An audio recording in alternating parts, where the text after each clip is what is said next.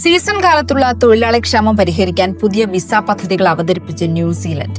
Accredited employer work visa ചട്ടങ്ങൾ അനുസരിച്ച് the global work force seasonal visa, peak seasonal visa എന്നിങ്ങനെ 2 വിസകളാണ് പുതുതായി എത്തുന്നത്.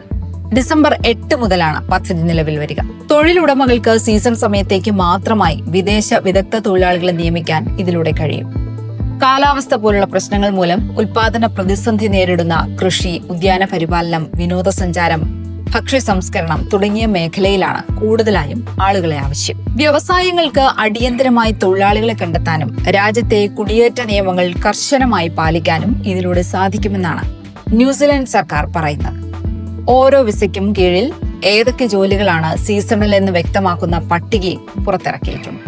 പക്ഷേ ഈ ജോലികൾ സീസണലായി പരിഗണിക്കാനാകുമോ എന്ന് എമിഗ്രേഷൻ വിഭാഗം വീണ്ടും പരിശോധിച്ച് ഉറപ്പിക്കും. വിവിധ രംഗങ്ങളിലെ വിദഗ്ധ തൊഴിലാളികൾക്ക് 3 വർഷം വരെയാണ് ഈ വിസ അനുവദിക്കുന്നത്. ബന്ധപ്പെട്ട മേഖലയിൽ 6 വർഷത്തിനിടെ 3 തവണയെങ്കിലും സീസണൽ തൊഴിലിൽ ഏർപ്പെട്ടിരിക്കണമെന്നാണ് വ്യവസ്ഥ. ഓരോ വർഷവും 3 മാസം അവധി ലഭിക്കും. ഇവർക്ക് ലേബർ മാർക്കറ്റിന്റെ പരീക്ഷയോ ഇംഗ്ലീഷ് പരിജ്ഞാനമോ വേണമെന്നില്ല. മതിയായ യോഗ്യതയുണ്ടെങ്കിൽ മറ്റ് വിസകളിലേക്ക് 7 മാസത്തെ കാലാവധിയിലാണ് ഈ വിസ അനുവദിക്കുന്നത്. എൻട്രി ലെവൽ, ലോവർ സ്കിൽഡ് വിദഗ്ധ തൊഴിലാളികൾക്കാണ് അവസരം. 3 വർഷത്തിനിടയിൽ ബന്ധപ്പെട്ട മേഖലയിൽ 1 തവണയെങ്കിലും സമാന ജോലി ചെയ്തിരിക്കണം.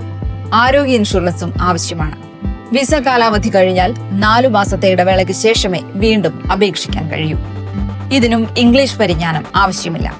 2 വിസകളിലും പങ്കാളിയെ സ്പോൺസർ ചെയ്യാനും ഡിപെൻഡന്റ് വിസയ്ക്കുമുള്ള അർഹതയില്ല. വിസ കാലാവധി പൂർത്തിയാകാതെ തൊഴിലുടമയെ മാറ്റാനും കഴിയില്ല.